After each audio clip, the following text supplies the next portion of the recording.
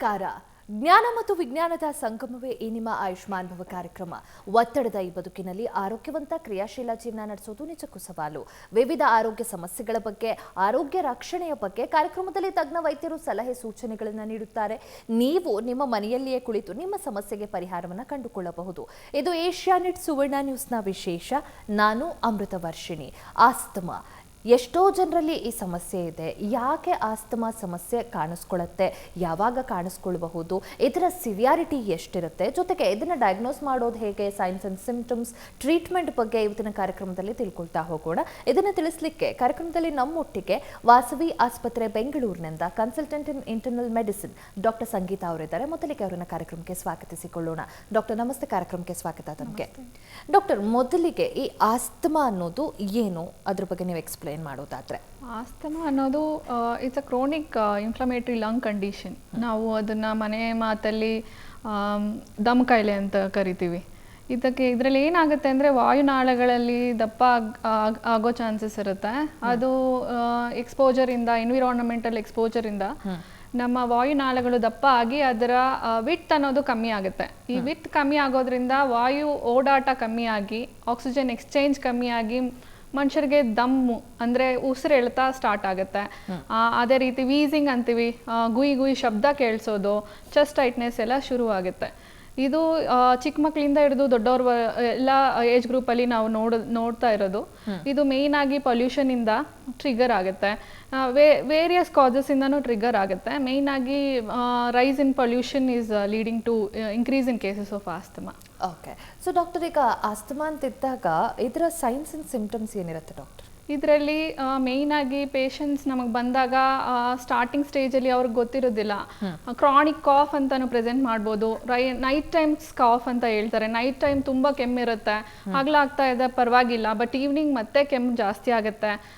ಅದ್ರ ಜೊತೆಗೆ ವೀಸಿಂಗ್, ಗೊರ ಶಬ್ದ ಬರುತ್ತೆ, ಚೆಸ್ಟ್ ಟೈಟ್ ಅನ್ಸೋದು, ಓಡಾಟನೂ ಕಷ್ಟ ಆಗೋದು, ಮನೆಯಲ್ಲಿ ಕೆಲಸ ಮಾಡುವಾಗ ಏದುಸಿರು ಬರೋದು, ದೊಡ್ಡವ್ರಿಗಂತೂ ಮೆಟ್ಲು ಹತ್ತುವಾಗ ಕಷ್ಟ ಆಗೋದು, ಚಿಕ್ಕ ಮಕ್ಕಳಿಗೆ ಅವ್ರ ಏಜ್ ಗ್ರೂಪಲ್ಲಿ ಓಡಾಡೋದು ಆಗಲಿ, ಆಟ ಆಡೋದಾಗಲಿ ಕೂಡ ಕಷ್ಟ ಆಗುತ್ತೆ. ಬೆಳವಣಿಗೆಗೂ ಒಂಚೂರು ಅವರು ಕಂಪೇರ್ ಮಾಡಿದ್ರೆ, ಚಿಕ್ಕ ಮಕ್ಕಳಲ್ಲಿ ಅವ್ರ ಏಜ್ ಗ್ರೂಪ್ ಮಕ್ಕಳನ್ನೇ ಕಂಪೇರ್ ಮಾಡಿಕೊಂಡ್ರೆ ಇವ್ರ ಬೆಳವಣಿಗೆ ಸ್ವಲ್ಪ ಕಮ್ಮಿ ಇರೋಂಥದ್ದು. ಇಂಥ ಸಿಂಪ್ಟಮ್ಸ್ ನಾವು ಕಾಮನ್ ಆಗಿ ನೋಡ್ತೀವಿ. ಓಕೆ. ಸೊ ಡಾಕ್ಟರ್, ಈಗ ಈ ಆಸ್ತಮಾ ಕಾಸಸ್ ಅನ್ನ ನಾವು ನೋಡೋದಾದ್ರೆ ಯಾವ ರೀತಿ ಇರುತ್ತೆ doctor? What causes this asthma? Asthma ಅನ್ನೋದು ಮೇಯ್ನ್ ಆಗಿ ಜೆನೆಟಿಕ್ ಕಂಡೀಷನ್. ಆ್ಯಕ್ಚುಲಿ ಇಟ್ಸ್ ಪೇರೆಂಟ್ಸಿಂದ ಮಕ್ಕಳಿಗೆ ಬರೋ ಅಂಥದ್ದು. ಪೇರೆಂಟ್ಸಿಂದ ಇವಾಗ ಒಂದು ಪೇರೆಂಟ್ ಪಾಸಿಟಿವ್ ಇದ್ದರೆ 25% of chances of it descending into the children. ಅದೇ 2 parents ಆರ್ ಆಲ್ಸೋ ಪಾಸಿಟಿವ್ ಅಂದಾಗ 50% chances of the kid is going to get asthma. ಇದು ಮೇಯ್ನ್ ಆಗಿ ಅಂಡರ್ಲೈಯಿಂಗ್ ಕಂಡೀಷನ್ ಇರುತ್ತೆ. It get triggered with the environmental causes. ಅಂತಂದರೆ ಇವಾಗ cold exposure, seasonal variation ಇದ್ದಾಗ, cold exposure ಆದಾಗ, pollens, indoor pollution ಅಂತಂದರೆ dust mites ಆಗಲಿ, ಡಾಗ್ ಇಲ್ಲ ಪೆಟ್ಸ್ ಇಟ್ಕೊಂಡಿರೋರಿಗೆ ಹೊಸದಾಗಿ ಡಾಗ್ ತಂದಾಗ they get triggered. Stress factor, ಅಡಲ್ಟ್ಸಲ್ಲಿ stress also can induce asthma. Newly when the patient is going for exercises or something, they get triggered, exercise induced asthma antivi. There's many triggering factors, like any factorial work ಮಾಡೋರಿಗೆ ಅಲ್ಲಿ exposure ಇಂದ they get triggered, and ಅದನ್ನ avoid ಮಾಡೋದ್ರಿಂದ, occupation avoid ಮಾಡೋದು they get better. ಈ ಥರ environment triggers underlying genetic asthma. Okay. So doctor, ಈಗ ಆಸ್ತಮಾದಲ್ಲೂ ಕೂಡ ವಿಧಗಳಿದಾವ, different types of asthma. Different types of asthma. Allergic variant ಒಂದು. ಅದರಲ್ಲಿ ಅಲರ್ಜಿಕ್ ವೇರಿಯಂಟ್ ಅಂದರೆ ಮೇಯ್ನ್ ಆಗಿ cold breeze, dust mites, pets ಇಂದ ಬರುತ್ತೆ. ಇನ್ನೊಂದು ನಾನ್ ಅಲರ್ಜಿಕ್ ಆಸ್ತಮಾ. ಅಲರ್ಜಿ ಇರುತ್ತೆ, but it get triggered with the infection. ಇವಾಗ ಫ್ಲೂ ಇಂಥ ಇನ್ಫೆಕ್ಷನ್ ಟೈಮಲ್ಲಿ ಟ್ರಿಗರ್ ಆಗುತ್ತೆ, ಲಾಂಗ್ ಟರ್ಮ್ ರನ್ ಆಗುತ್ತೆ. ದೇ ನೀಡ್ ಇನ್ಹೇಲರ್ಸ್, ಟ್ರೀಟ್ಮೆಂಟ್ ಬೇಕಾಗುತ್ತೆ ಅವ್ರಿಗೆ. ಅದರಲ್ಲಿ ಮತ್ತೆ ಕಾಫ್ ವೇರಿಯಂಟ್ ಅಂತೀವಿ. ಬರೀ ಕೆಮ್ತಾ ಇರ್ತಾರೆ, ಬೇರೆ ಏನು ಇಶ್ಯೂ ಇರೋದಿಲ್ಲ. ಕಾಫ್ ವೇರಿಯಂಟ್ ಆಸ್ತಮಾ ಅಂತೀವಿ. ಸೀಸ್ನಲ್ ವೇರಿಯಂಟ್ ಆಸ್ತಮಾ, ಅದೇ ಸೀಸನಲ್ಲಿ ಮಾತ್ರ ಬರೋ ಅಂಥ ಆಸ್ತಮಾ. ಅಡಲ್ಟ್ ಆನ್ಸೆಟ್ ಆಸ್ತಮಾ ಅಂತಂದರೆ ಸರ್ಟೆನ್ ಏಜ್ ಆದಮೇಲೆ ಬರೋಂಥದ್ದು. ಚೈಲ್ಡ್ಹುಡ್ ಆಸ್ತಮಾ ಅಂತೀವಿ. ಚೈಲ್ಡ್ಹುಡ್ ಆಸ್ತಮಾ ಅಂತಂದರೆ ಮಕ್ಕಳು ಸರ್ಟೆನ್ ಏಜ್ವರೆಗೂ they will be having symptoms. After that they become free of symptoms. Childhood asthma. ಮತ್ತು ಸಿವಿಯರ್ ಆಸ್ತಮಾ ಬಂದ ಫಸ್ಟ್ ಎಪಿಸೋಡೇ will be very severe, they may need hospitalization. Severe asthma, occupational asthma, ಅವರು exposure to certain ಅಂದರೆ silk ಈ ಥರ ಗೌರ್ಮೆಂಟ್ಸಲ್ಲಿ ಎಕ್ಸ್ಪೋಜರಿಂದ they get asthma. Avoiding that occupation they will be better. Is occupational associated asthma also. Okay. So doctor, ಈಗ different ತುಂಬ types ಇದೆ ಅಂತ ನೀವು ಮೆನ್ಷನ್ ಮಾಡಿದ್ರಿ. ಸೊ ಡಯಾಗ್ನೋಸ್ಟಿಕ್ ಮೆಷರ್ಸಿಗೆ ಬಂದಾಗ ಹೇಗೆ ಡಯಾಗ್ನೋಸ್ ಮಾಡ್ತೀರಿ ಆ್ಯಂಡ್ ಹೇಗೆ ನೀವು ಅದನ್ನು ಡಿಫ್ರೆನ್ಷಿಯೇಟ್ ಮಾಡ್ತೀರಿ ದಿಸ್ ಕೈಂಡ್ ಆಫ್ ಆಸ್ತಮಾ ಅಂತ? ಮೋಸ್ಟ್ ಆಫ್ ದ ಟೈಮ್ ನಾವು ಡಯಾಗ್ನೋಸಿಸ್ ಮಾಡೋದು ಪೇಷಂಟ್ಸ್ನ ಥ್ರೂ ಹಿಸ್ಟ್ರಿ. ಅವ್ರನ್ನ ಮಾತಾಡಿಸಿದಾಗ ನಮಗೆ ಅರ್ಥ ಆಗುತ್ತೆ ಸೀಸ್ನಲ್ ವೇರಿಯೇಷನ್ ಬರ್ತಾ ಇದೆಯಾ, ಅವ್ರ ಪೇರೆಂಟ್ಸಲ್ಲಿ ಆಸ್ತಮಾ ಇದೆಯಾ, ಮತ್ತು ಇವ್ರಿಗೆ ಮುಂಚೆ ಏನಾದರೂ ಇನ್ಹೇಲರ್ಸ್ ಥೆರಪಿ ಕೊಟ್ಟಿದ್ರಾ, ಇದು ಹಿಸ್ಟ್ರಿಯಲ್ಲೇ ಅರ್ಧ ಟೈಮ್ ನಮಗೆ ಕಂಡುಹಿಡಿಯೋಕ್ಕಾಗತ್ತೆ. ಬಟ್ ನಾವು ಡಯಾಗ್ನೋಸ್ಟಿಕ್ ಟೂಲ್ಸ್ ಅಂತ ಮಾತಾಡುವಾಗ we can use lung function ಟೆಸ್ಟ್ಗಳಿದೆ, ಮತ್ತು ಫೀಕ್ ಫ್ಲೋಮೆಟ್ರಿ ಅಂತ ಮನೆಯಲ್ಲೇ ಮಾನಿಟರ್ ಮಾಡೋ ಅಂಥದ್ದು ಫೀಕ್ ಫ್ಲೋಮೆಟ್ರಿ ಅಂತಂದರೆ. ಅದರಲ್ಲಿ ಮತ್ತು ಅಲರ್ಜಿ ಟೆಸ್ಟ್, ಮಕ್ಕಳಿಗೆ ಎಕ್ಸಿಮಾ ಇಲ್ಲ ಸ್ಕಿನ್ ಅಲರ್ಜಿ ಇರುತ್ತೆ, ವಯಸ್ಸಾಗ್ತಾ ಅದು ಆಸ್ತಮಾ ಆಗಿ ಕನ್ವರ್ಟ್ ಆಗಿರುತ್ತೆ, ಇಲ್ಲ ಯಾವುದೋ ಫುಡ್ ಅಲರ್ಜಿ ಇರುತ್ತೆ, ಅಂಥವ್ರಿಗೆ ನಾವು ಅಲರ್ಜಿ ಟೆಸ್ಟ್ ಅಂತ ಬ್ಲಡ್ ಟೆಸ್ಟನ್ನು ಮಾಡ್ತೀವಿ. ಓಕೆ. ಸೊ ಡಾಕ್ಟರ್, ಈಗ ಟ್ರೀಟ್ಮೆಂಟ್ ವಿಚಾರಕ್ಕೆ ಬಂದಾಗ ಯಾವ ರೀತಿ ಇರುತ್ತೆ ಡಾಕ್ಟರ್? ಈಗ ಆಸ್ತಮಾದಲ್ಲೂ ಕೂಡ ಏನಾದರೂ ಸ್ಟೇಜಸ್ ಇರುತ್ತಾ, different stages and stage wise ಕೂಡ ಟ್ರೀಟ್ಮೆಂಟ್ ಅನ್ನೋದು ಡಿಫರ್ ಆಗ್ತಾ ಹೋಗುತ್ತಾ? ಆಸ್ತಮಾನ ನಾವು ಇಂಟರ್ಮಿಟೆಂಟ್, ಮೈಲ್ಡ್, ಮಾಡ್ರೇಟ್, ಸಿವಿಯರ್ ಅಂತ ನಾವು ಗ್ರೇಡ್ ಮಾಡ್ಬೋದು. ಅದರಲ್ಲಿ ಇಂಟರ್ಮಿಟೆಂಟ್ ಅಂದರೆ ಯಾವಾಗೋ less than 2 episodes in a month ಅಂತ, ಮತ್ತು ಮಾಡ್ರೇಟ್ ಮೈಲ್ಡ್ ಫಾರ್ಮ್ ಅಂತಂದರೆ 2 episodes less than 2 episodes in a week. Moderate ಅಂತಂದಾಗ ಡೈಲಿ ಬೇಸಿಸಲ್ಲಿ ಸಿಂಪ್ಟಮ್ಸ್ ಇರುತ್ತೆ. ಸಿವಿಯರ್ ಅಂತಂದರೆ ಪೇಷಂಟ್ ನೀಡ್ಸ್ ಹಾಸ್ಪಿಟಲೈಸೇಷನ್. ಇಂಥ ಪೇಷಂಟ್ಸ್ನ ನಾವು we have to hospitalize them. Mild to intermittent ಸ್ಟೇಜಲ್ಲಿ we can just treat it with inhalers. Moderate to severe ಕೇಸಸಲ್ಲಿ patient ನೋಡಿಕೊಂಡು ಹಾಸ್ಪಿಟಲೈಸೇಷನ್ ಮಾಡಬೇಕಾಗುತ್ತೆ. ಸೊ ಡಾಕ್ಟರ್, ಈಗ ಟ್ರೀಟ್ಮೆಂಟ್ ಆಪ್ಷನ್ ಅಂತ ಬಂದಾಗ ಇನ್ಹೇಲರ್ ಸ್ಟೇಜಲ್ಲಿ ಇದ್ದಾಗ, ಸೊ ಮಕ್ಕಳಲ್ಲಿ ಆಸ್ತಮಾ ಕಾಣಿಸ್ಕೊಂಡಾಗ ಸ್ಕೂಲಿಗೆ ಹೋಗಬೇಕಿರತ್ತೆ ಆ್ಯಂಡ್ 24 hours ಪೇರೆಂಟ್ಸ್ ಜೊತೆಲಿ ಇರೋಕ್ಕಾಗೋದಿಲ್ಲ. ಸೊ ಆ ಸಂದರ್ಭದಲ್ಲಿ ಯಾವ ರೀತಿ ಮಕ್ಕಳಿಗೆ ಈ ಇನ್ಹೇಲರ್ಸ್ ಯಾವಾಗ ತೊಗೋಬೇಕು, ಹೇಗೆ ತೊಗೋಬೇಕು ಅಂತ ಟ್ರೈನ್ ಮಾಡಲಾಗಿರುತ್ತೆ. ಸೊ ಅದು ಹೇಗೆ ಡಾಕ್ಟರ್, ಆ ಪ್ರೋಸೆಸ್ ತಿಳಿಸೋದಾದ್ರೆ? ಇನ್ಹೇಲರ್ಸಲ್ಲಿ ಕೂಡ 2 ರೀತಿ ಬರುತ್ತೆ, ಕಂಟ್ರೋಲರ್ ಥೆರಪಿ ಮತ್ತು ರಿಲೀವರ್ ಥೆರಪಿ ಅಂತ. ಕಂಟ್ರೋಲರ್ ಥೆರಪಿ ಅಂತಂದರೆ patients requirement of inhalers daily ಬೇಸಿಸಲ್ಲಿ ಇದ್ದಾಗ ನಾವು ಅವ್ರನ್ನ ಕಂಟ್ರೋಲರ್ ಥೆರಪಿಯಲ್ಲಿ ಇಟ್ಟಿರ್ತೀವಿ. ಆವಾಗ ಪೇಷಂಟ್ಸ್ಗೆ ನಾವು ಇನ್ಸ್ಟ್ರಕ್ಷನ್ಸ್ ಕೊಟ್ಟಿರ್ತೀವಿ, ಟೆಕ್ನಿಕ್ ಎಲ್ಲ ಹೇಳ್ಕೊಟ್ಟಿರ್ತೀವಿ. ಅದನ್ನು ನಾವು ಡೈಲಿ ಇಷ್ಟು ಸಾರಿ ತೊಗೋಬೇಕು, ಈ ಟೈಮಲ್ಲಿ ತೊಗೋಬೇಕು ಅನ್ನೋದು ನಾವು ಇನ್ಸ್ಟ್ರಕ್ಷನ್ಸ್ ಕೊಟ್ಟಿರ್ತೀವಿ. ಅವರು ತೊಗೊಂಡೇ ಸ್ಕೂಲ್ಗೆ ಹೋಗೋಂಥದ್ದು. ಅಲ್ಲಿ ಮತ್ತೆ ಏನಾದರೂ ಟ್ರಿಗ್ಗರ್ ಆದರೆ ಯಾವ ಇನ್ಹೇಲರ್ ತೊಗೋಬೇಕನ್ನೋದು ನಾವು ಮುಂಚೆನೇ ಹೇಳಿರ್ತೀವಿ. ಅದನ್ನು ಕ್ಯಾರಿ ಮಾಡಿದ್ರೆ they can use it when as and if required ಬೇಸಿಸಲ್ಲಿ. ಬೇಕು ಅಂದಾಗ ತಕ್ಷಣಕ್ಕೆ ಯೂಸ್ ಮಾಡಿಕೊಂಡು ಸಿಂಪ್ಟಮ್ಸ್ನ ರಿಲೀವ್ ಆದಮೇಲೆ they can reach hospital for further management. Okay. So doctor, ಈಗ ನಮ್ಮ ಸುತ್ತಮುತ್ತ ಆಸ್ತಮಾ ಪೇಷಂಟ್ ಇದ್ದಾರೆ ಅಂತ ಇದ್ದಾಗ ನಮ್ಮ ಮನೆಯಲ್ಲಿರ್ಬೋದು, ಫ್ರೆಂಡ್ಸ್ ಇರ್ಬೋದು, ಫ್ಯಾಮಿಲಿ ಇರಬಹುದು. ಸೊ ನಾವು ಮುಖ್ಯವಾಗಿ ತಿಳ್ಕೊಳ್ಬೇಕಾಗಿರುವಂಥ ಅಂಶಗಳು ಯಾವ್ದು ಡಾಕ್ಟರ್? ಆಸ್ತಮಾ ಅನ್ನೋದು ಏನಂದರೆ ಫಸ್ಟಾಗಿ ಟ್ರಿಗ್ಗರ್ ಫ್ಯಾಕ್ಟರ್ ಏನು ಆ ಪೇಷಂಟ್ಗೆ. ಫಸ್ಟ್ ಆಫ್ ಆಲ್ ಡಸ್ಟಿಂದ ಬರ್ತಾ ಇದೆಯಾ, ಇಲ್ಲ ಅಂತಂದರೆ ಸರ್ಟೈನ್ ಕೆಮಿಕಲ್ಸ್ ಇಂಥದ್ದು ಏನು ಪೆಟ್ಗಳಿಂದ ಆಗಲಿ, ನಾವು ಬೇರೆ ಕಡೆ ಟ್ರಾವೆಲ್ ಮಾಡುವಾಗ ಪೆಟ್ಸ್ ಇದ್ದಾಗ ವಿ ಶುಡ್ ಅವಾಯ್ಡ್. ಮೇಯ್ನಾಗಿ ಟ್ರೀಟ್ಮೆಂಟ್ ಅನ್ನೋದು ಆಸ್ತಮಾದಲ್ಲಿ ಅವಾಯ್ಡ್ ದ ಅಲರ್ಜೆಂಟ್. ಏನು ಅದನ್ನು ಕಾಸ್ ಮಾಡ್ತಾ ಇದೆಯೋ ಅದನ್ನು ಅವಾಯ್ಡ್ ಮಾಡಬೇಕು. ಸೀಸನಲ್ಲಿ cold breeze, so we can avoid cold breeze. Fridge items ತಗೊಳ್ಳೋದ್ರಿಂದ ಅವ್ರಿಗೆ ಟ್ರಿಗ್ಗರ್ ಆಗುತ್ತೆ ಕೆಲವರಿಗೆ. ಸೊ ಫ್ರಿಜ್ ಐಟಮ್ಸು ಮತ್ತು ಕೋಲ್ಡ್ ಐಟಮ್ಸ್ ಏನಿದ್ರು ಅವಾಯ್ಡ್ ಮಾಡೋದ್ರಿಂದ ದಟ್ ವಿಲ್ ಹೆಲ್ಪ್. ಇನ್ನೊಂದು ಎಂಥ ಇನ್ಹೇಲರು ಯಾವ ಟೈಮಲ್ಲಿ ಕೊಡೋ ಅಂಥದ್ದು ನಮ್ಮ ಪೇರೆಂಟ್ಸ್ಗೆ ಸರಿಯಾಗಿ ಗೊತ್ತಿದ್ದರೆ ನಾವು ಅವಾಯ್ಡ್ ಮಾಡ್ಬೋದು. ಆ ಸಿಚುವೇಶನಿಂದ ನಾವು ಆಚೆ ಬರ್ಬೋದು.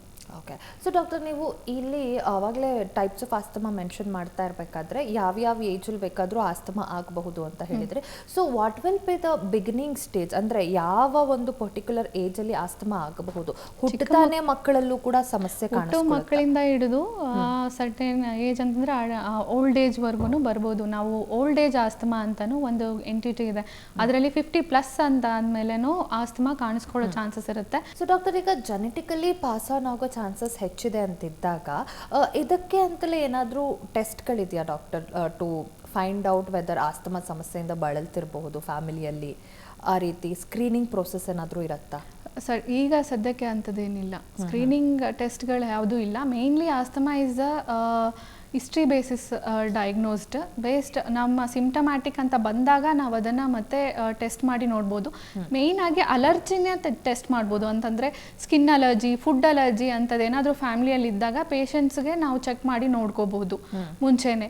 ಬಟ್ ಆಸ್ತಮಾ ಇದೆಯಾ ಅಂತ ಕಂಡುಹಿಡಿಯೋದು before having any episodes is difficult. Yes doctor, ಮತ್ತಷ್ಟು ವಿಚಾರಗಳನ್ನು ತಿಳ್ಕೊತೀನಿ ಈ ಬಗ್ಗೆ. ಅದಕ್ಕೂ ಮುಂಚೆ ಒಂದು ಬ್ರೇಕ್ ತೊಗೊಂಡು ಬರೋಣ. ಆಯುಷ್ಮಾನ್ ಭವ ವಿಶೇಷ ಕಾರ್ಯಕ್ರಮ ಮುಂದುವರಿಯುತ್ತೆ ಪುಟ್ಟ ವಿರಾಮದ ಬಳಿಕ.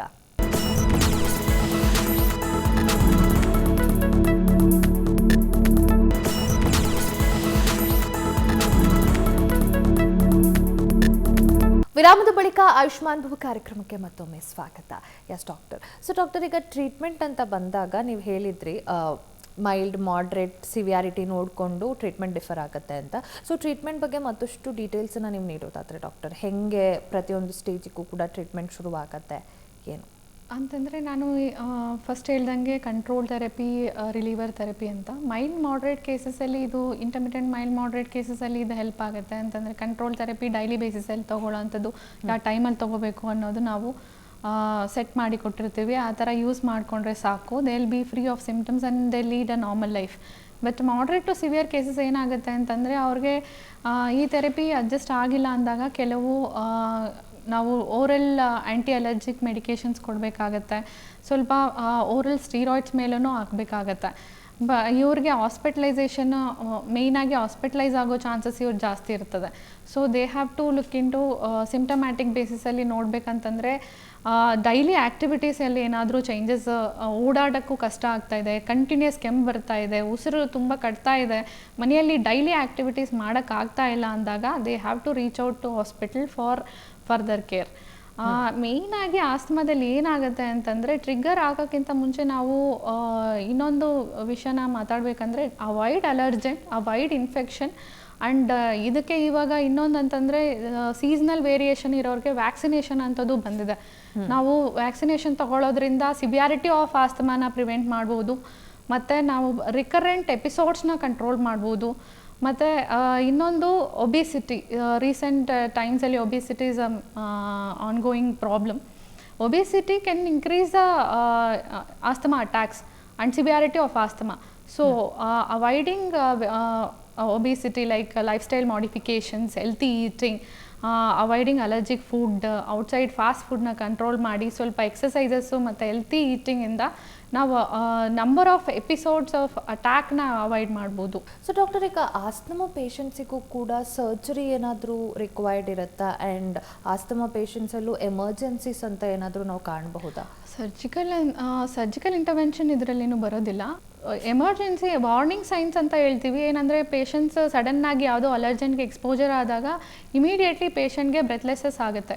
ಆ ಟೈಮಲ್ಲಿ ಪೇಷಂಟ್ ಕಂಪ್ಲೀಟ್ ಸೆಂಟೆನ್ಸ್ ಮಾತಾಡೋಕ್ಕೂ ಕಷ್ಟಪಡ್ತಿರ್ತಾರೆ ಆ ಟೈಮಲ್ಲಿ. ಮತ್ತು ನಮ್ಮ ಎಕ್ಸ್ಟ್ರಿಮಿಟೀಸು, ಟಂಗ್ ಟಿಪ್ ಎಲ್ಲ ಎಲ್ಲೋ ಟರ್ನ್ ಆಗೋಕ್ಕೆ ಸ್ಟಾರ್ಟ್ ಆಯಿತು ಅಂದರೆ it's a warning sign. Patient need immediate hospitalisation. Nearby ಹಾಸ್ಪಿಟ್ಲಿಗೆ ಇಮಿಡಿಯೇಟಾಗಿ ಕರ್ಕೊಂಡು ಹೋಗೋದ್ರಿಂದ ಅವ್ರ ಜೀವನೇ ಉಳಿಯೋ ಚಾನ್ಸಸ್ ಇರುತ್ತೆ. ಕೆಲವು ಸರಿ ಸಿವಿಯರ್ ಆಸ್ತಮಾ ಅಂತೀವಿ. ಏನು, ಒಂದೇ ಸಮನೆ ಸಿವಿಯರ್ ಆಸ್ತಮಾ ಅಟ್ಯಾಕ್ ಆದಾಗ ಪೇಷಂಟ್ಗೆ ಬ್ರೀತಿಂಗ್ ಡಿಫಿಕಲ್ಟಿ ಆಗಿ, ಸ್ಯಾಚುರೇಷನ್ ಅಂತಂದರೆ ಆಕ್ಸಿಜನ್ ಲೆವೆಲ್ ಬಾಡಿಯಲ್ಲಿ ಕಮ್ಮಿ ಆದಾಗ ನಮ್ಮ ಲಂಗ್ಸಲ್ಲಿ ಕೆಲಸ ಕಮ್ಮಿ ಆಗಿಬಿಟ್ಟು ಅದರಿಂದ ತೊಂದರೆ ಆಗಿ ಜೀವಕ್ಕೆ ತೊಂದರೆ ಆಗೋ ಚಾನ್ಸಸ್ ಇರುತ್ತೆ. ಇದನ್ನು ನಾವು ವಾರ್ನಿಂಗ್ ಸೈನ್ಸಿಂದ ನಾವು ಕಂಡುಹಿಡಿದ್ರೆ ಬೇಗ ಹಾಸ್ಪಿಟಲೈಸ್ ಮಾಡೋದ್ರಿಂದ, ಇಲ್ಲ ಅವ್ರ ಹತ್ರ ಇರೋ ಇನ್ಹೇಲರ್ಸ್ನ ಬೇಗ ಯೂಸ್ ಮಾಡಿ ನಿಯರ್ ಬೈ ಹಾಸ್ಪಿಟಲ್ ಸೇರಿಸೋದ್ರಿಂದ ಇದೆಲ್ಲ ನಾವು ತಡಿಬೋದು. Yes doctor. ಸೊ ಡಾಕ್ಟರ್, ಈಗ ಇನ್ಹೇಲರ್ಸ್ ಆಸ್ತಮಾ ಪೇಷಂಟ್ಸಿಗೆ ಒಂದು ರೀತಿ ಸಂಗಾತಿ ಇದ್ದಂಗೆ, ಜೊತೆಲೇ ಇರುತ್ತೆ ಆಲ್ಮೋಸ್ಟ್ ತುಂಬ ಜನ ಆಸ್ತಮಾ ಪೇಷಂಟ್ಸಲ್ಲಿ. ಸೊ ಇನ್ಹೇಲರ್ ಹೇಗೆ ವರ್ಕ್ ಆಗುತ್ತೆ ಡಾಕ್ಟರ್? ಈಗ ಸಡನ್ ಆಗಿ ಆಸ್ತಮಾ ಅಟ್ಯಾಕ್ ಆಯಿತು ಅಂತಂದಾಗ how does it help them? ಮೇಯ್ನಾಗಿ ನಮಗೆ ಇಲ್ಲಿ ಮೆಕ್ಯಾನಿಸಮ್ ಏನಾಯಿತು, ಆಸ್ತಮಾದಲ್ಲಿ ನಮ್ಮ ವಾಯುನಾಳಗಳು ದಪ್ಪ ಆಗ್ತಾಯಿದೆ. ವಾಯುನಾಳಗಳು ದಪ್ಪ ಆಗಿ ನಮ್ಮ ಪೈಪ್ ಇದೆ ಅದೇನಿದೆಯೋ ಅದರ ಸೈಜ್ ಕಮ್ಮಿ ಆಗ್ತಾಯಿದೆ. ನಾವು ಅದನ್ನು ಮೇಯ್ನಾಗಿ ಇನ್ಹೇಲರ್ಸ್ ಕೊಟ್ಟಾಗ ಇಮಿಡಿಯೇಟ್ಲಿ ಇನ್ಹೇಲರ್ಸ್ಗೂ ಟ್ಯಾಬ್ಲೆಟ್ಗೂ ಏನು ಡಿಫ್ರೆನ್ಸ್ ಅಂದರೆ, ನಮ್ಮ ಟ್ಯಾಬ್ಲೆಟ್ ಹೊಟ್ಟೆಗೆ ಹೋಗಿ ಅಲ್ಲಿಂದ ರಕ್ತನ ಸೇರಿಕೊಂಡು ಅಲ್ಲಿಂದ ನಮಗೆ ಲಂಗ್ಗೆ ಡೆಲಿವರಿ ಕೊಡಬೇಕಾಗುತ್ತೆ. ಬಟ್ ಇನ್ಹೇಲರ್ಸ್ ಹಂಗಲ್ಲ. ಡೈರೆಕ್ಟಾಗಿ ನಾವು ಇನ್ಹೇಲರ್ ಮುಖಾಂತರ ಬಾಯಿ ಮುಖಾಂತರ ತೊಗೊಳ್ಳೋದ್ರಿಂದ ಡೈರೆಕ್ಟಾಗಿ ಲಂಗ್ ಎಂಟ್ರಿ ಆಗುತ್ತೆ. ಲಂಗ್ ಎಂಟ್ರಿ ಆದ ತಕ್ಷಣ it immediately acts at the site of inflammation.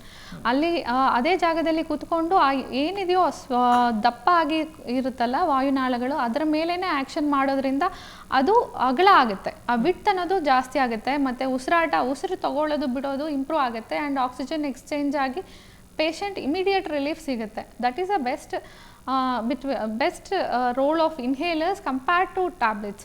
ಅದಕ್ಕೆ ಇನ್ಹೇಲರ್ಸ್ ನಾವು ಈಗ ಟ್ಯಾಬ್ಲೆಟ್ಸ್ಗಿಂತ ಇಂಟರ್ಮಿಟೆಂಟ್ ಆ್ಯಂಡ್ ಮಾಡ್ರೇಟ್ ಸ್ಟೇಜಲ್ಲಿ inhalers are the best treatment. Even in severe stages inhalers or nebulizers, ನಾವು ಹಾಸ್ಪಿಟಲೈಸೇಷನ್ ನೆಬುಲೈಸೇಷನ್ ಕೊಡ್ತೀವಿ. Nebulizers are the best treatment. Secondary second stage ಅದು when we use IV ಆಗಲಿ ಇಲ್ಲ ಓರಲ್ ಥೆರಪಿ ಆಗಲಿ secondary ಥೆರಪಿಯಾಗಿ use ಮಾಡ್ತೀವಿ. Okay. So doctor, ಈ inhalers ಸುತ್ತ ಮಿತ್ಸ್ ಕೂಡ ಇದೆ ಸಾಕಷ್ಟು, ನೀವು ಅದರ ಬಗ್ಗೆ ಒಂದಷ್ಟು ಕ್ಲಾರಿಫಿಕೇಶನ್ ಏನಂದರೆ ಇವಾಗ ಮನೆ ಮಾತೋ ಇಲ್ಲ ಪಕ್ಕದ ಮನೆಯವ್ರು ಹೇಳಿದ್ದೋ ಗೊತ್ತಿಲ್ಲ, ಪೇಷಂಟ್ಸ್ ಏನನ್ನ ನಂಬ್ತಾರೆ ಅಂತಂದರೆ ಇನ್ಹೇಲರ್ಸ್ ಒಂದ್ಸರಿ ಸ್ಟಾರ್ಟ್ ಆದರೆ ಮತ್ತೆ ಅದನ್ನು ಬಿಡೋದಿಲ್ಲ, ಲೈಫ್ ಲಾಂಗ್ ತೊಗೋಬೇಕು, ಇದು ಮಿತ್ತು. ಒಂದ್ಸರಿ ಸ್ಟಾರ್ಟ್ ಮಾಡಿದ್ರೆ ಪೇಷಂಟ್ ರಿಲೀವ್ ಆದಮೇಲೆ ಲಾಂಗ್ ಟರ್ಮ್ ಥೆರಪಿ ಕೊಡ್ತಾರೆ, but based on the patients response ಅದನ್ನು ನಾವು ಟೇಪರ್ ಮಾಡಿ ಕಮ್ಮಿ ಮಾಡಿ ಸ್ಟಾಪ್ ಮಾಡ್ತಾರೆ. ನಾವು ರೆಸ್ಪೆಕ್ಟಿವ್ ಡಾಕ್ಟರ್ನ ರೆಗ್ಯುಲರ್ ಆಗಿ ಮೀಟ್ ಮಾಡೋದ್ರಿಂದ ನಿಮಗೆ ಹೆಂಗೆ ಟೇಪರ್ ಮಾಡಬೇಕು, ಹೆಂಗೆ ಕಮ್ಮಿ ಮಾಡ್ಕೊಂಡು ಅದನ್ನು ಸ್ಟಾಪ್ ಮಾಡೋದು ಅಂತೆಲ್ಲ ಹೇಳ್ತಾರೆ. ಮಕ್ಕಳಲ್ಲಿ ಇನ್ನೊಂದು ಅಂತಂದರೆ ಅದು ಸ್ಟೀರಾಯ್ಡ್ ಇರುತ್ತೆ, ಮಕ್ಕಳಿಗೆ ಬೆಳವಣಿಗೆ ಕಮ್ಮಿ ಆಗುತ್ತೆ ಅನ್ನೋದೊಂದು ಮಿತ್ತಿದೆ. ಬಟ್ ಬೆಳವಣಿಗೆ ಕಮ್ಮಿ ಜಾಸ್ತಿ ಆಗೋ ಚಾನ್ಸಸ್ಸೇ ಇದೆ ಹೊರತು ಕಮ್ಮಿ ಅಂಥದ್ದೇನಿಲ್ಲ. ಲಂಗ್ ಎಷ್ಟು ಚೆನ್ನಾಗಿ ಕೆಲಸ ಮಾಡುತ್ತೋ ಅಷ್ಟು ಚೆನ್ನಾಗಿ ಆಕ್ಸಿಜನ್ ಬಾಡಿಗೆ ಸೇರುತ್ತೆ, ಅಷ್ಟು ಚೆನ್ನಾಗಿ ಬೆಳವಣಿಗೆ ಆಗುತ್ತೆ. ಜಾಸ್ತಿ ಎಪಿಸೋಡ್ಸ್ ಕಂಟ್ರೋಲ್ ಮಾಡೋದ್ರಿಂದ ಮಕ್ಕಳ ಬ್ರೈನ್ ಡೆವಲಪ್ಮೆಂಟ್ ಕೂಡ ಚೆನ್ನಾಗಾಗುತ್ತೆ. Yes doctor. So doctor, inhalers ಅನ್ನೋದು ಫಸ್ಟ್ ಸ್ಟೇಜಿಂದನೇ ಮೈಲ್ಡ್ ಸಿಂಪ್ಟಮ್ಸ್ ಇದ್ದಾಗಲೇ ಬೇಕಾಗತ್ತಾ, ಅಥವಾ ಸಿವಿಯಾರಿಟಿ ಬೇಸಿಸ್ ಮೇಲೆ ಅವ್ರು ಯಾವ ಸ್ಟೇಜಲ್ಲಿ ಇದ್ದಾರೆ ಅಂತ ನೋಡಿ ಇನ್ಹೇಲರ್ಸ್ನ ರೆಕಮೆಂಡ್ ಮಾಡ್ತೀರಾ? ಅಂದರೆ ಇಂಟರ್ಮಿಟೆಂಟ್ ಸ್ಟೇಜಲ್ಲಿ ಅಂದರೆ less than 2 episodes per month ಅಂತಾಗ they not take on daily basis. ಅವರು ಯಾವಾಗ ಎಪಿಸೋಡ್ ಇರುತ್ತೋ ಆವಾಗ ತೊಗೊಂಡ್ರೆ ಸಾಕು. ಅಂದರೆ ಯಾವಾಗ patient is requiring more than 2 times in a week ಅಂತಂದರೆ number of attacks more than 2 times in a week ಅಂದಾಗ ಪೇಷಂಟ್ಗೆ ಕಂಟ್ರೋಲರ್ ಥೆರಪಿ ಬೇಕಾಗುತ್ತೆ. ಅಂಥ ಪೇಷಂಟ್ಸ್ ಡೈಲಿ ತೊಗೊಂಡ್ರೆ ಸಾಕು. ಅದಕ್ಕಿಂತ ಕಮ್ಮಿ ಇರೋರು ಯಾವಾಗ ಅಟ್ಯಾಕ್ ಆಗ್ತಾ ಇದೆಯೋ ಆವಾಗ ತೊಗೊಂಡ್ರೆ ಸಾಕು. ಎಸ್ ಡಾಕ್ಟರ್, ಮತ್ತಷ್ಟು ವಿಚಾರಗಳನ್ನು ತಿಳ್ಕೊತೀನಿ. ಮತ್ತೊಂದು ಬ್ರೇಕ್ ತೊಗೊಂಡು ಬರೋಣ. ಆಯುಷ್ಮಾನ್ ಭವ ಕಾರ್ಯಕ್ರಮ ಮುಂದುವರಿಯುತ್ತೆ ಮತ್ತೊಂದು ಪುಟ್ಟ ವಿರಾಮದ ಬಳಿಕ.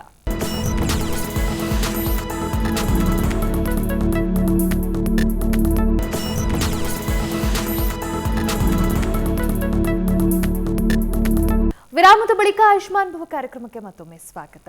ಡಾಕ್ಟರ್, ಈಗ ಕೆಲವ್ರಿಗೆ ಏನಾಗುತ್ತೆ ಅಂತಂದರೆ ಅಸ್ತಮಾ ಇರುತ್ತೆ, ಟ್ಯಾಬ್ಲೆಟ್ಸ್ ಅಥವಾ ಇನ್ಹೇಲರ್ ಯೂಸ್ ಮಾಡ್ತಿರ್ತಾರೆ, but they will be okay after some time. And seasonal ಚೇಂಜಸ್ಸಿಂದ ಕೂಡ ಕೆಲವ್ರಿಗೆ ಅಸ್ತಮಾ ಟ್ರಿಗರ್ ಆಗುತ್ತೆ. So how common it is and ಯಾವ ಕಾರಣಕ್ಕೆ ಟ್ರಿಗರ್ ಆಗುತ್ತೆ ಡಾಕ್ಟರ್? ಸೀಸ್ನಲ್ ವೇರಿಯೇಷನಲ್ಲಿ ಅಂದರೆ ಈಗ ಕೋಲ್ಡ್ ಸೀಸನಲ್ಲಿ ಕೋಲ್ಡ್ ಬ್ರೀಸ್ ಅನ್ನೋದು ಕ್ಯಾನ್ ಟ್ರಿಗರ್ ಆಸ್ತಮಾ. ವಾಯುನಾಳಗಳು ದಪ್ಪ ಆಗೋ ಚಾನ್ಸಸ್ ಜಾಸ್ತಿ ಇರುತ್ತೆ. ನೈಟ್ ಟೈಮ್ಸ್ ತುಂಬ ಕೆಮ್ಮು ವೀಸಿಂಗ್ ಬರೋ ಚಾನ್ಸಸ್ ಇರುತ್ತೆ. ಇದೇ ಸೀಸನಲ್ಲಿ ಫ್ಲೂ ಅನ್ನೋದು ನಮ್ಮ ವೈರಲ್ ಇನ್ಫೆಕ್ಷನ್ಸ್ ಕೂಡ ಸ್ವಲ್ಪ ಕಾಮನ್ ಇರೋದ್ರಿಂದ ಬೇಗ ಟ್ರಿಗರ್ ಆಗ್ತಾರೆ. ಬೇಗ ಸಿಮ್ಟಮ್ಸ್ ನಮಗೆ ಫ್ಲೂ ವಾಸಿ ಆಗಿಬಿಡುತ್ತೆ, ಮತ್ತು ಆಸ್ತಮಾ ಸಿಮ್ಟಮ್ಸ್ ಮಾತ್ರ ಕಂಟಿನ್ಯೂ ಆಗ್ತಿರುತ್ತೆ. ಆ ಟೈಮಲ್ಲಿ they have to start taking controller therapy, ಅಂದರೆ ಕಂಟ್ರೋಲರ್ ಇನ್ಹೇಲರ್ಸ್ನ ರೆಗ್ಯುಲರಾಗಿ ಯೂಸ್ ಮಾಡೋದ್ರಿಂದ ಇದನ್ನು ನಾವು ತಡಿಬೋದು. ಅದೇ ರೀತಿ ನಾವು ರಿಲೀವರ್ ಥೆರಪಿ, ಇನ್ಫೆಕ್ಷನ್ ಇದ್ದಾಗ ಪೇಷಂಟ್ಸ್ ಒಂದು ಕನ್ಸಲ್ಟೇಷನ್ ತೊಗೊಂಡು ಅದಕ್ಕೆ ತಕ್ಕಂಗೆ ಎನಿ ಆ್ಯಂಟಿಬಯೋಟಿಕ್ ರಿಕ್ವೈರ್ಮೆಂಟ್ ಇದೆಯಾ ಅಂತ ನೋಡಿಕೊಂಡು when we control infection and continue taking controller therapy ನಾವು ಆಸ್ತಮಾ ಅಟ್ಯಾಕ್ಸ್ನ ಕಂಟ್ರೋಲ್ ಮಾಡ್ಕೋಬೋದು. ಪೊಲ್ಯೂಷನಿಂದ ದೂರ ಇರಬೇಕು ಅಂತ ಸಂದರ್ಭದಲ್ಲಿ ಅಸ್ತಮಾ ಟ್ರಿಗರ್ ಆಗುತ್ತೆ ಅಂತವರು ಯಾವ ರೀತಿಯ ಒಂದಷ್ಟು ಕಾಷನ್ಸನ್ನು ತೊಗೋಬೇಕಾಗತ್ತೆ, ಪ್ರಿಕಾಷನರಿ ಮೆಷರ್ಸನ್ನು ಫಾಲೋ ಮಾಡಬೇಕಾಗತ್ತೆ ರೆಗ್ಯುಲರ್ ಬೇಸಿಸಲ್ಲಿ? ಮೇಯ್ನಾಗಿ ಪೊಲ್ಯೂಷನ್ನಲ್ಲಿ ಓಡಾಡುವಾಗ, ಅಂದರೆ ಬಸ್ಸಲ್ಲಿ ಆಟೋದಲ್ಲಿ ಓಡಾಡುವಾಗ ಇಲ್ಲ ಟೂ ವೀಲರಲ್ಲಿ ಓಡಾಡುವಾಗ ಮಾಸ್ಕನ್ನು ರೆಗ್ಯುಲರಾಗಿ ಯೂಸ್ ಮಾಡೋದು ತುಂಬ ಇಂಪಾರ್ಟೆಂಟ್. ಮತ್ತು ಮನೆಯಲ್ಲಿ ಕೂಡ ಡಸ್ಟ್ ಬೆಡ್ಶೀಟ್ನ ಡೈಲಿ ಚೇಂಜ್ ಮಾಡೋದು, ವೀಕ್ಲಿ ಟ್ವೈಸ್ ಆದರೂ ಬೆಡ್ಶೀಟ್ ಚೇಂಜ್ ಮಾಡೋದು, ಕರ್ಟನ್ಸ್ ಮುಟ್ಟದೇ ಇರೋದು, ಓಲ್ಡ್ ಐಟಮ್ಸ್ನ ತೆಗೆದೇ ಇರೋದು, ಇಲ್ಲ ಬುಕ್ಸ್ ಆಗಲಿ ಮುಟ್ಟೋದ್ರಿಂದ ಟ್ರಿಗರ್ ಆಗುತ್ತೆ ಕೆಲವರಿಗೆ. ಅದನ್ನೆಲ್ಲ ಅವಾಯ್ಡ್ ಮಾಡೋದ್ರಿಂದ ವಿ ಕ್ಯಾನ್ ಕಂಟ್ರೋಲ್ ಎಪಿಸೋಡ್ಸ್. ಅಂದರೆ ಕಂಟಿನ್ಯೂಸ್ ಸ್ನೀಸಿಂಗ್ ಬರ್ತಾ ಇರುತ್ತೆ, ಕೆಲವರಿಗೆ ಜಸ್ಟ್ ಅಲರ್ಜಿಕ್ ರೈನೈಟಿಸ್ ಇರುತ್ತೆ, ಅದು it can trigger into asthma over A time. So ನಾವು ಅಲರ್ಜಿಕ್ ಸೀಸ್ನಲ್ ವೇರಿಯೇಷನ್ ಏನಿದೆಯೋ ಅಲರ್ಜಿಕ್ ರೈನೈಟಿಸ್ ಅಂತ, ಅದನ್ನು ನಾವು ಕಂಟ್ರೋಲ್ ಮಾಡಿಕೊಂಡ್ರೆ ವಿತ್ ಗುಡ್ ಸ್ಪ್ರೇ ಅಂದರೆ ನೇಸಲ್ ಸ್ಪ್ರೇ ಆಗಲಿ, ENT ಸ್ಪೆಷಲಿಸ್ಟ್ನ ಮೀಟ್ ಮಾಡೋದು, ರೆಗ್ಯುಲರ್ ಚೆಕಪ್ಸ್, ಏನಾದರೂ ಪಾಲಿಪ್ ಡೆವಲಪ್ ಆಗಿದೆಯಾ ಅದನ್ನೆಲ್ಲ ನೋಡಿಕೊಂಡು ಕಂಟ್ರೋಲ್ ಮಾಡೋದ್ರಿಂದ ನಾವು it can trigger into asthma, ಅದನ್ನು ನಾವು ಅವಾಯ್ಡೇ ಮಾಡ್ಬೋದು ಕಂಪ್ಲೀಟಾಗಿ. So regular checkups with ENT specialist, controlling allergic rhinitis with wearing mask on daily basis, avoiding indoor allergen like dust and dust mites and pets, they can completely avoid the episode. And allergic rhinitis avoid ಆದರೆ over a time they may not end up with asthma. So doctor, ನೀವು ಆಗಲೇ ಮಾತಾಡ್ತಾ treatment ಆಪ್ಷನಲ್ಲಿ IV and nebulization theories ಬಗ್ಗೆ ತಿಳಿಸ್ಕೊಟ್ರಿ, and that is the secondary option ಅಂತ ಹೇಳಿದ್ರಿ. So ಯಾರಿಗೆ ಈ ಟ್ರೀಟ್ಮೆಂಟ್ಸ್ ಬೇಕಾಗುತ್ತೆ ಡಾಕ್ಟರ್, ಯಾವಾಗ ಬೇಕಾಗಬಹುದು? ನಾರ್ಮಲ್ ಆಗಿ ನೆಬ್ಲೈಸೇಷನ್ ಅನ್ನೋದು ಮನೆಯಲ್ಲೂ ಕೊಡ್ತೀವಿ, and it is also given in the hospital. But nebulization ಯಾವಾಗ ನಾವು ರೆಕಮೆಂಡ್ ಮಾಡ್ತೀವಿ ಅಂತಂದರೆ, ಇನ್ಹೇಲರ್ಗೆ ಯಾವಾಗ ರೆಸ್ಪಾನ್ಸ್ ಕಮ್ಮಿ ಇದೆಯೋ ಆ ಟೈಮಲ್ಲಿ ನಾವು ನೆಬ್ಲೈಸೇಷನ್ನ ಅಡ್ವೈಸ್ ಮಾಡ್ತೀವಿ. ಮನೆಯಲ್ಲಿ ಯಾವಾಗ ನೆಬ್ಲೈಸೇಷನ್ ಅಡ್ವೈಸ್ ಮಾಡ್ತೀವಿ ಅಂದರೆ, ಎಲ್ಡರ್ಲಿ ಏಜ್ ಗ್ರೂಪಲ್ಲಿ ಮೇಯ್ನಾಗಿ they don't know how to take a inhaler, technique ಅವ್ರಿಗೆ ಗೊತ್ತಾಗಲ್ಲ. ಮೇಯ್ನಾಗಿ ಇನ್ಹೇಲರ್ ನಾವು ಪಂಪ್ ಹೊಡಿತೀವಿ, ಅದು ಅಲ್ಲಿಂದ ನಮಗೆ ಔಷಧಿ ಬರುತ್ತೆ, ಅದು ನಮ್ಮ ಶ್ವಾಸಕೋಶಕ್ಕೆ ಎಂಟ್ರಿ ಆಗಬೇಕು. ಮೇಯ್ನಾಗಿ ನಾವು ಉಸಿರು ತಗೋಬೇಕು, immediately we have to inhale as soon as you press. But ಅದು ಸಿಂಕ್ರೊನೈಸೇಷನಲ್ಲಿ ನಡಿಬೇಕಾಗತ್ತೆ. ಚಿಕ್ಕ ಮಕ್ಕಳಾಗಲಿ, ಎಲ್ಡರ್ಲಿ ಏಜ್ ಗ್ರೂಪ್ ಆಗಲಿ, ಟೀತ್ ಡೆಂಟಲ್ ತೊಂದರೆ ಇರೋರಿಗೆ ಅದು ಕಷ್ಟ ಆಗಬಹುದು. ಆ ಟೈಮಲ್ಲಿ ನಾವು ನೆಬುಲೈಸೇಷನ್ನ ಅಡ್ವೈಸ್ ಮಾಡ್ತೀವಿ. ಮನೆಯಲ್ಲಿ ನೆಬುಲೈಸರ್ ಮಿಷನ್ ಇಟ್ಕೊಂಡು ಜಸ್ಟ್ ಮಾಸ್ಕ್ ಥರ ಬರುತ್ತೆ, ಮಾಸ್ಕ್ ಹಾಕ್ಕೊಂಡು ನೆಬುಲೈಸೇಷನ್ ಯೂಸ್ ಮಾಡ್ಕೋಬೋದು ಆರಾಮಾಗಿ. ಆವಾಗ ಆ ಟೆಕ್ನಿಕ್ ಬಗ್ಗೆ ತುಂಬ ಕಾನ್ಸಂಟ್ರೇಟ್ ಮಾಡಬೇಕಾಗಿಲ್ಲ. ಸೊ ನೆಬುಲೈಸೇಷನ್ನ elderly age group, young people were not able to use inhalers at home, and hospitalized patients where they need little more higher doses, we do advise nebulization in the hospital basis. So doctor, ಈಗ ಈ ಆಸ್ತಮಾನ ನಾವು prevent ಮಾಡ್ಬೋದಾ? Prevent ಮಾಡಿದರೆ what are the necessary measures doctor? Asthma, it's a genetic condition. It can only be controlled, but it can't be completely cured. Main agi idana prevention is through vaccination. See flu vaccinations ನಾವು COVID ಆದಮೇಲೆ ಜಾಸ್ತಿ ಕೇಳ್ತಾ ಇರ್ತಾರೆ flu vaccinations ಬಗ್ಗೆ. Flu vaccinations ತೊಗೊಳ್ಳೋದ್ರಿಂದ ನಮಗೆ ಆ ಸೀಸನಲ್ಲಿ ಬರೋ ಫ್ಲೂ ಇನ್ಫೆಕ್ಷನ್ಸ್ ಏನಿರುತ್ತೋ ಅವನ್ನೆಲ್ಲ ಸ್ವಲ್ಪ ಸಿವಿಯಾರಿಟಿ ಅಟ್ಲೀಸ್ಟ್ ಅವಾಯ್ಡ್ ಆಗುತ್ತೆ. They may not end up with in hospital, they can just have exacerbation which can be control just through inhalers.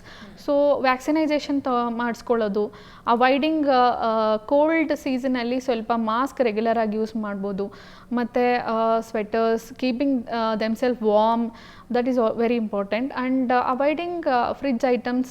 ಮಕ್ಕಳಿಗೆ ಅಲರ್ಜಿ ಇರೋ ಫುಡ್ಡನ್ನು ಕೊಡಬಾರ್ದು. ಮೇಯ್ನಾಗಿ ಇಂಥ ಫುಡ್ಡೇ ಅವಾಯ್ಡ್ ಮಾಡಿ ಅಂತ ಏನು no restrictions, but they have to avoid what is causing allergy. ಏನು ಅಲರ್ಜಿ ಫುಡ್ ಇರುತ್ತೋ ಅದನ್ನು ಕಂಪ್ಲೀಟಾಗಿ ಅವಾಯ್ಡ್ ಮಾಡಬೇಕಾಗತ್ತೆ. ಅದರ್ವೈಸ್ ಅದನ್ನು ತಿನ್ನಬೇಡಿ, ಇದನ್ನು ತಿನ್ನಬೇಡಿ, ಹಣ್ಣು ತಿನ್ನಬಾರ್ದು ಅಂತ ಏನೂ ರಿಸ್ಟ್ರಿಕ್ಷನ್ಸ್ ಇರೋದಿಲ್ಲ ನಮ್ಮಲ್ಲಿ. ಅದೊಂದು ಮಿತ್ ಇದೆ, they should not eat cold item, they should not eat ಮಜ್ಜಿಗೆ ತಿನ್ನೋಂಗೆ ಇಲ್ಲ, ಕರ್ಡ್ ತಿನ್ನಂಗಿಲ್ಲ, ಏನು ಮುಟ್ಟಂಗಿಲ್ಲ, ಸ್ವೀಟ್ಸ್ ತಿನ್ನಂಗಿಲ್ಲ ಅಂತ ಹೇಳ್ತಾ ಇರ್ತಾರೆ. ಬಟ್ ಅಂಥದ್ದೇನಿಲ್ಲ. See they can eat everything healthy way and they should avoid what is causing allergy. Doctor, ಇನ್ನು ಕೊನೆಯದಾಗಿ ವೀಕ್ಷಕರಿಗೆ ಫೈನಲ್ ಮೆಸೇಜನ್ನು ನೀಡೋದಾದರೆ ಈ ವಿಚಾರದ ಬಗ್ಗೆ? ಮೇಯ್ನಾಗಿ ಆಸ್ತಮಾ ಅನ್ನೋದು preventable disease and it's a very much controllable disease. ಇದನ್ನು ನಾವು avoiding allergy, avoid smoking and wear a mask regularly and visit your lung specialist or a physician regularly. and ನೀವು ಯಾವುದೇ ಕಾರಣಕ್ಕೂ ಇನ್ಹೇಲರ್ನ ಒಂದೇ ಸಮನೆ ಬಿಡೋಂಗಿಲ್ಲ. ನಿಮ್ಮ ಡಾಕ್ಟ್ರಿಂದ ಇನ್ಸ್ಟ್ರಕ್ಷನ್ಸ್ ತೊಗೊಂಡು ಗ್ರ್ಯಾಜುವಲ್ ಆಗಿ ಟೇಪರ್ ಮಾಡಿ ಬಿಡಬೇಕಾಗತ್ತೆ. ಸಡನ್ನಾಗಿ ವಿತ್ಡ್ರಾ ಮಾಡ್ದಿರ ಅಲರ್ಜಿನ ಅವಾಯ್ಡ್ ಮಾಡಿಕೊಂಡು ನಾವು ಕೂಡ ಆಸ್ತಮಾ ಇರೋ ಪೇಷಂಟ್ ಕೂಡ ಮಾಮೂಲಿ ಜೀವನವನ್ನೇ ಆರಾಮಾಗಿ ಜೀವಿಸಬಹುದು. Yes doctor, thank you so much. ಇವತ್ತಿನ ಕಾರ್ಯಕ್ರಮದಲ್ಲಿ ಆಸ್ತಮಾ ಯಾಕಾಗತ್ತೆ, ಯಾರೆಲ್ಲ ಆಗುತ್ತೆ, ಆ್ಯಂಡ್ ಡಯಾಗ್ನೋಸ್ಟಿಕ್ ಮೆಷರ್ಸ್, ಟ್ರೀಟ್ಮೆಂಟ್ ಬಗ್ಗೆ ಸಾಕಷ್ಟು ವಿಚಾರಗಳನ್ನು ತಿಳಿಸ್ಕೊಟ್ರಿ. Thank you so much for joining us today. Thank you. ನೋಡಿದ್ರಲ್ಲ ವೀಕ್ಷಕರೇ, ಇದಾಗಿತ್ತು ಇವತ್ತಿನ ಆಯುಷ್ಮಾನ್ ಭವ ಕಾರ್ಯಕ್ರಮ. ನೇರ ದಿಟ್ಟ ನಿರಂತರ ಸುದ್ದಿಗಾಗಿ ನೋಡ್ತಾ ಇರಿ ಏಷ್ಯಾನೆಟ್ ಸುವರ್ಣ ನ್ಯೂಸ್.